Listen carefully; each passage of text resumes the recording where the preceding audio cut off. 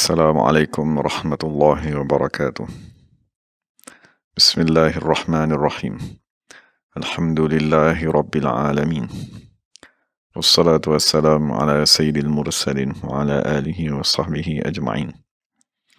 Rabbi syrah lana sudurana wa yassir lana umurana wa hlul 'uqdatam min alsinatina yafqahu aqwalana. Wa thabbit aqdamana wa tammim taqsirana ya rabbana rabbal alamin.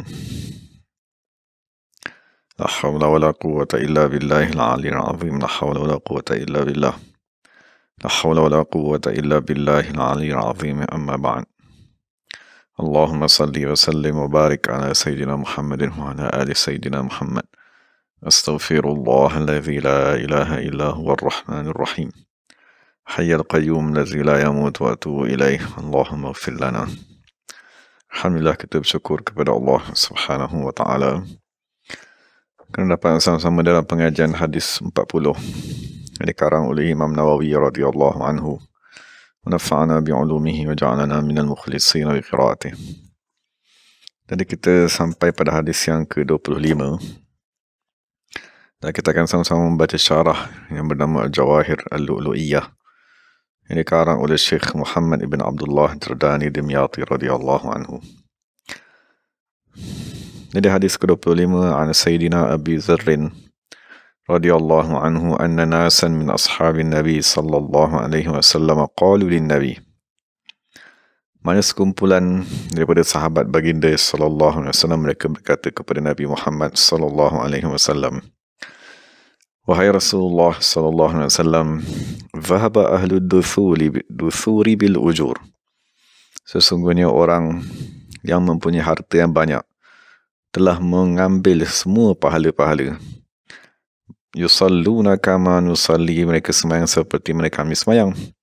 Wa yasumuna kama nasumu, mereka puasa seperti mereka kami puasa. Wa yatasaddaquna bifuduli amwalihim, tetapi mereka mampu bersedekah dengan harta mereka yang lebih daripada keperluan mereka. Maka Nabi sallallahu alaihi wasallam bersabda, awalaysa qad ja'ala Allahu lakum ma tasaddaqun, tidakkah Allah Subhanahu wa taala telah menjadikan bagi kamu perkara untuk kamu bersedekah dengannya? Maka Nabi berkata, inna bi kulli tasbihatin sadaqah, sebenarnya bagi setiap tasbih sedekah. Wa kulli takbiratin sadaqah, setiap takbir sedekah. Wa kulli tahmidatin, setiap memuji Allah sedekah. Wa kulli tahlilatin sadaqah, dan setiap tahlil sedekah. Wa amrin bil ma'ruf sadaqah, dan mengajak manusia kepada perkara yang baik ialah sedekah.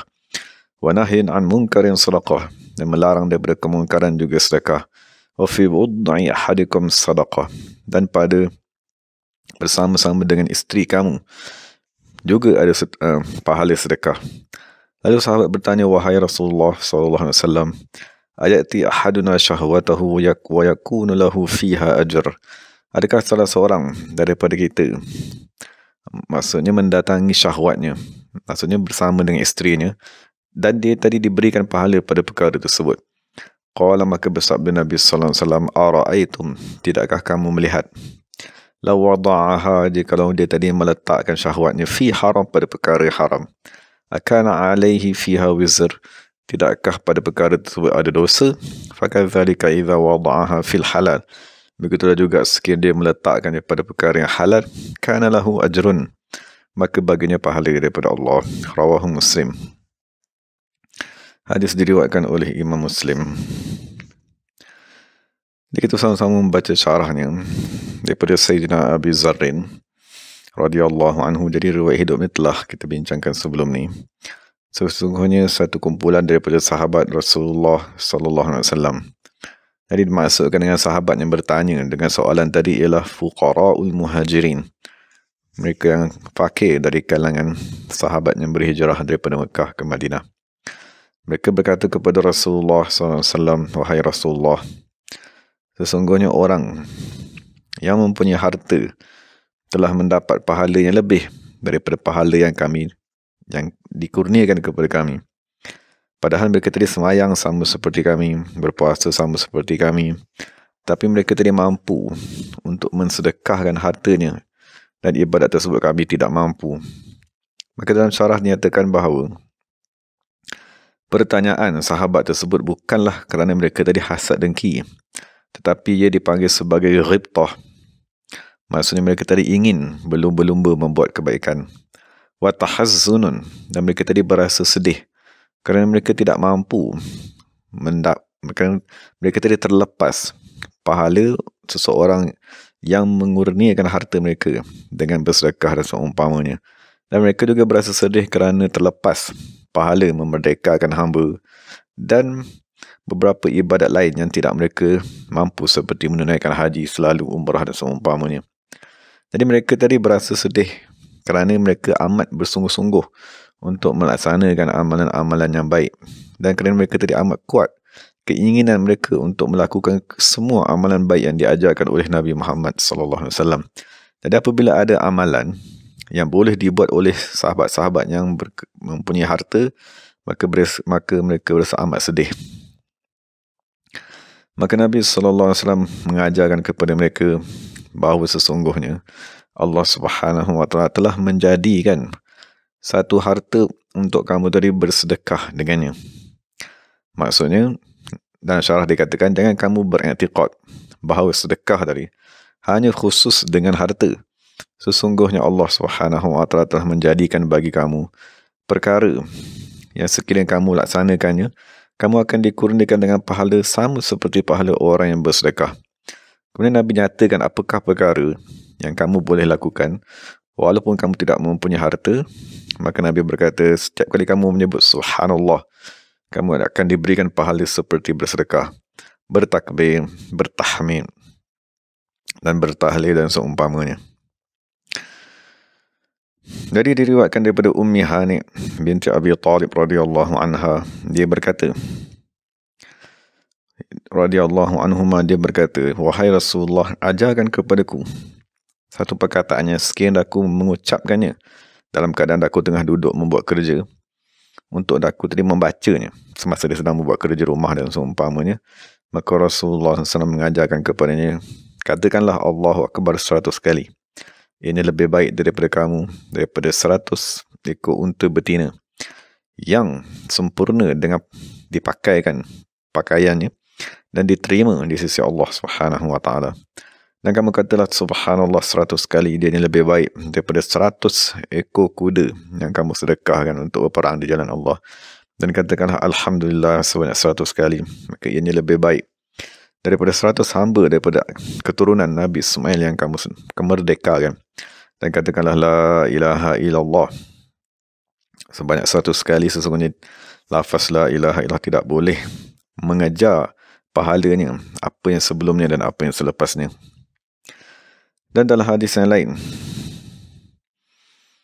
Rasulullah SAW bersabda, siapa yang tidak mampu untuk menginfakkan hartanya, maksudnya dia ada harta, tetapi dia rasa dia memerlukan harta tersebut, dia berasa takut untuk menginfakkan hartanya, wa bil laili an yukabilahu, dan dia juga takut atau dia juga tidak berkemampuan untuk bangun pada waktu malam untuk tahajud dan seumpamanya. Maka Nabi mengajarkan kepada orang tersebut, fa'alaihi, maka hendaklah dia tadi membaca Subhanallah wa bihamdihi, Subhanallah wa bihamdihi, Subhanallah wa bihamdihi. Maka Nabi berkata, seolah-olah dia tadi akan diberikan pahala orang yang menginfakkan harta dan orang yang menunaikan solat. Dan daripada surah Al-Abid rahmatullahi ta'ala alaihi, dia berkata, telah sampai kepadaku bahawa sesungguhnya pahala Subhanallah, satu Subhanallah saja, sekiranya dia bahagikan kepada semua makhluk, sama ada dari kalangan jin dan manusia, maka setiap seorang daripada mereka akan mendapat kebaikan daripada lafaz Subhanallah yang diterima di sisi Allah Subhanahu Wa Taala. Dan diriwayatkan bahawa sesungguhnya Sayyidina Nabi Sulaiman alaihi salatu wassalam dalam satu ketika sedang berjalan bersama-sama dengan tentera dan burung memayunginya dan jin dan manusia sekelilingnya, tiba-tiba dia melintas di sebelah ahli ibadat dari kalangan Bani Israel. Maka ahli ibadat tadi berkata, sesungguhnya kamu telah diberikan kerajaan yang amat agung. Maka Nabi Sulaiman alaihi salatu wassalam berkata, sesungguhnya satu tasbih di dalam buku amalan manusia lebih afdal daripada apa yang telah aku kurniakan. Sesungguhnya apa yang aku kurniakan akan binasa di dunia ni, dia akan lenyap. Tetapi pahala tersebut akan kekal selama-lamanya di sisi Allah Subhanahu wa taala. Dan Imam Abu Hasan Syazili radhiyallahu anhu berkata, sekiranya kamu ingin agar hati kamu tidak berkarat, dan kamu ingin agar kamu tidak ditimpa dengan kegelisahan dan kesusahan, dan hilang dan dihapuskan daripada kamu segala dosa-dosa, maka hendaklah kamu memperbanyakkan membaca Al-Baqiyatus Salihat. Jadi apakah Al-Baqiyatus Salihat? Maksudnya sesuatu yang kekal. As-Salihat dan sesuatu yang baik, iaitu lafaz subhanallah, alhamdulillah, wa la ilaha illallah, wallahu akbar, wa la hawla wa la quwwata illa billah. Dan dalam hadis dinyatakan Nabi Muhammad bertanya kepada sahabatnya, tidakkah kamu ingin aku mengkhabarkan kepada kamu sebaik-baik amalan kamu yang paling bersih, yang paling berkembang di sisi raja kamu, dan paling tinggi darjatnya, dan lebih baik daripada kamu mensedekahkan perak dan emas, dan lebih baik daripada kamu tadi bertemu dengan musuh, sama ada kamu membunuh mereka ataupun mereka membunuh kamu. Maka sahabat bertanya, bahkan wahai Rasulullah, maka Rasulullah berkata, amalan yang paling baik ialah zikrullah azza wa jalla, berzikir mengingati Allah Subhanahu wa taala. Dan dalam Sahih Bukhari dan Muslim, siapa yang berkata la ilaha illallah wahdahu la syarikalah, lahul mulku wa lahul hamd, yuhyi wa yumit wa huwa ala kulli syai'in qadir, setiap hari sebanyak 100 kali, maka ucapan tersebut menyamai pahala memerdekakan 10 orang hamba, dan ditulis sebagiannya 100 kebaikan, dan dipadam daripadanya 100 kejahatan, dan akan menjadi peliharaan kepadanya daripada syaitan pada hari tersebut sehingga hari berpetang. Dan tidak akan ada seorang pun yang boleh melakukan satu amalan yang lebih afdal daripada yang dilaksanakan, kecuali orang yang melakukan lebih daripada itu. Jadi difaham daripada hadis tadi, Rasulullah SAW memberikan satu bilangan, iaitu bilangan 100. Dan sesiapa yang menambah, maka perkara tersebut tidak dianggap sebagai menyalahi sunnah Nabi Muhammad SAW. Kemudian Nabi SAW berkata juga, wa amrin bil ma'ruf, mengajak manusia kepada perkara yang baik, juga dihukumkan sebagai sedekah, dan melarang manusia daripada kemungkaran juga dihukumkan sebagai sedekah. Maksudnya sekiranya kita tadi ketua kepada keluarga, maka kita mengajak isteri, anak-anak kita menunaikan solat, dan kita melarang mereka daripada lalai, membuang masa dan seumpamanya, kesemua itu dihukumkan sebagai sedekah di sisi Allah Subhanahu wa taala. Dan satu faedah diriwayatkan oleh Imam Tirmizi rahimahullah daripada Sayyidina Huzaifah radhiyallahu anhu, dia berkata, Rasulullah SAW bersabda, demi diriku yang berada di dalam genggamannya, di dalam kekuasaan Allah, nescaya hendaklah kamu tadi mengarahkan manusia dengan kebaikan dan melarang daripada kemungkaran. Jikalau tidak, nescaya Allah Ta'ala akan menghantar kepada kamu satu seksaan, azab. Kemudian kamu memohon daripada Allah, maka Allah Subhanahu tidak lagi memustajabkan doa kamu.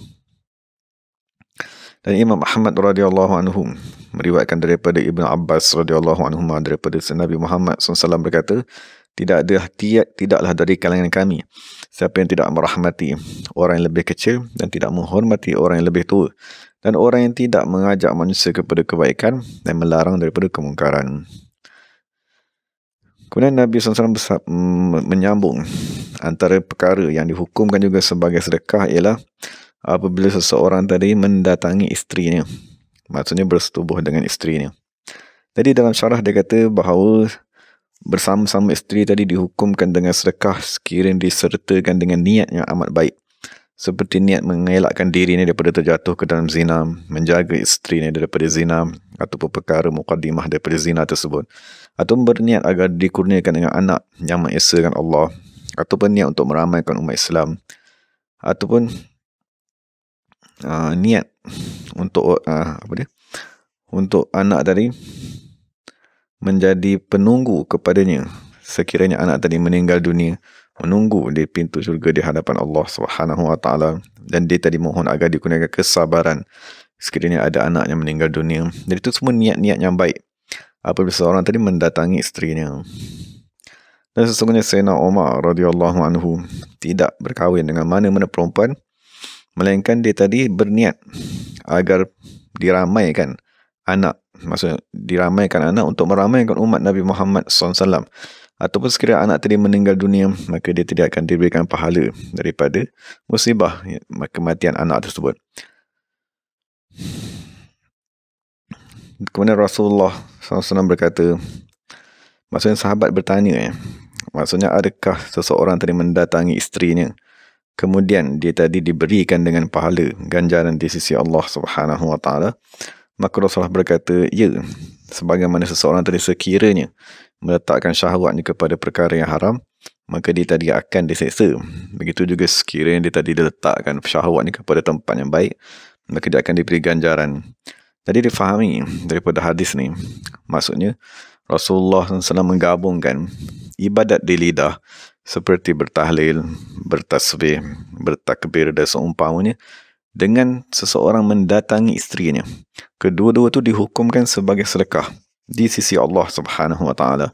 Jadi kita hendaklah memahami sekiranya syaitan menghalang manusia daripada bertasbih, syaitan menghalang manusia daripada bertakbir, syaitan menghalang manusia daripada berzikir, begitu juga syaitan tadi akan menghalang suami dan menghalang isteri tadi daripada mengadakan hubungan untuk meramaikan umat Nabi Muhammad SAW. Maksudnya syaitan tidak akan mencipta pelbagai sebab, antaranya membuat penyakit, sakit di kalangan pada isteri, menyebabkan isteri tadi tak suka untuk bersama dengan suaminya. Sakit pada suami menyebabkan suami tadi menjadi lemah untuk bersama-sama dengan isterinya, dan menyebabkan pergaduhan antara suami isteri. Dan apabila bergaduh antara suami isteri tadi, maka hubungan menjadi tidak baik dan akan menyebabkan aktiviti bersama-sama bersetubuh tadi tidak dapat dilakukan. Padahal perkara tadi ialah sedekah yang sama seperti seseorang tadi bertasbih, membaca Al-Quran dan seumpamanya. Kemudian penulis berkata, daripada hadis ini difahami bahawa orang yang dikurniakan dengan harta dan bersyukur dengan harta tersebut lebih afdal di sisi Allah Subhanahu Wa Taala daripada orang fakir yang bersabar dengan kefakirannya. Itulah pendapat yang di sisi jumhur dan dipilih oleh Imam Asqalani dan Imam Suyuti radhiyallahu anhuma. Maksudnya sekiranya ada orang kaya yang amat bersyukur mensedekahkan hartanya dan dibandingkan dengan seorang yang fakir dan bersabar dengan kefakirannya, maka seorang kaya tadi lebih afdal kerana dia tadi dapat membantu manusia lain dengan hartanya. Tetapi di sisi ahli sufi, mereka berpendapat bahawa orang yang fakir yang bersabar lebih afdal. Kerana satu hadis daripada Sayyidina Anas bin Malik radhiyallahu anhu, sesungguhnya orang fakir di zaman Rasulullah SAW telah menghantar seorang utusan, lalu berkata, wahai Rasulullah, aku ialah utusan daripada orang fakir miskin kepada kamu. Lalu Nabi SAW berkata, selamat datang kepada kamu, dan selamat datang juga kepada mereka yang kamu datang daripada mereka. Sesungguhnya kamu datang daripada kaum yang dicintai oleh Allah Subhanahu Wa Taala. Lalu dia berkata, wahai Rasulullah, sesungguhnya orang fakir miskin berkata kepada kamu, sesungguhnya orang yang kaya telah mendapat ganjaran yang lebih kerana mereka tadi mendapat syurga kerana mereka tadi mampu menunaikan haji dan kami tidak mampu menunaikan haji. Mereka bersedekah dan kami tidak mampu. Mereka dapat menjamu manusia dengan hidangan dan seumpamanya dan kami tidak mampu. Dan sekiranya mereka tadi sakit, mereka dapat mewasiatkan harta mereka dan bersedekah untuk menjadi bantuan kepada mereka di akhirat.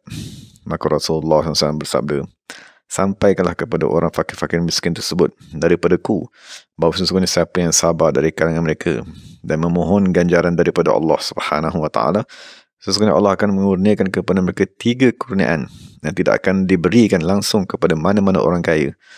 Adapun kurniaan yang pertama ialah sesungguhnya di dalam syurga ada satu bilik daripada batu delima yang berwarna merah, yang memandang kepada batu delima tersebut ahli syurga sebagaimana ahli dunia sekarang memandang kepada bintang-bintang di langit, yang tidak akan dimasuki melainkan Nabi yang fakir, ataupun orang yang mati syahid yang fakir, ataupun orang beriman yang fakir.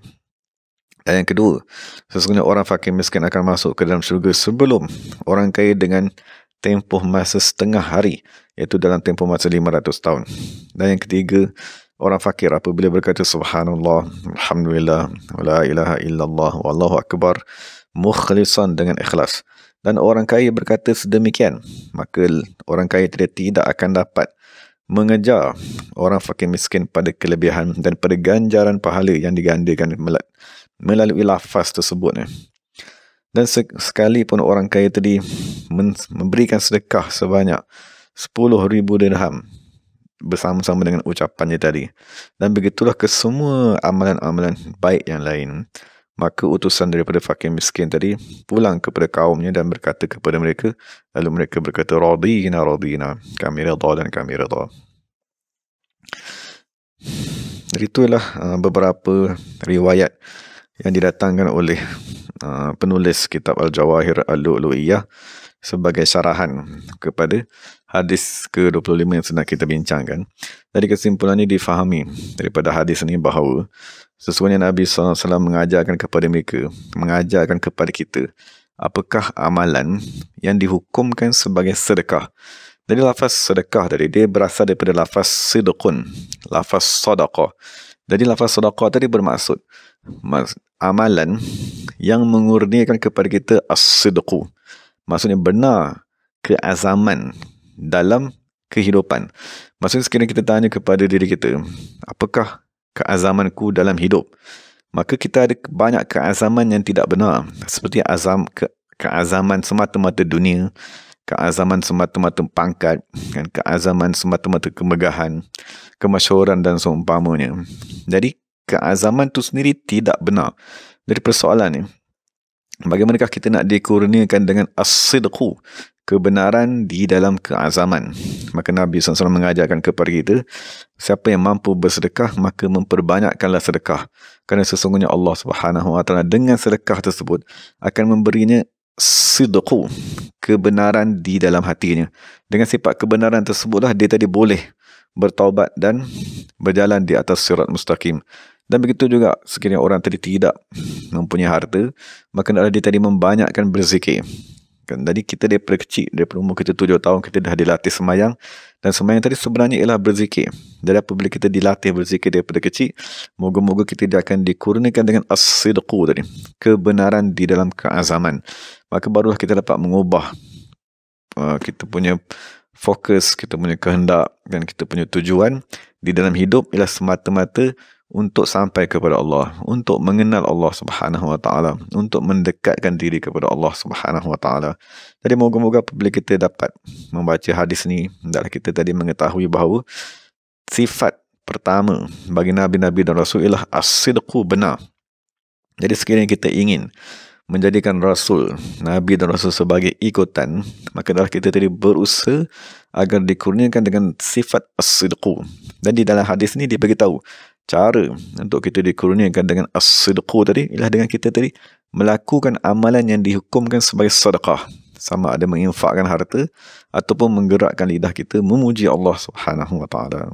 Dan segala yang baik daripada Allah Subhanahu Wa Taala, segala salah silap daripada diri saya sendiri. Wa aqulu qawli hadza wa astaghfirullahal azim li wa lakum li sa'il muslimin wal muslimat.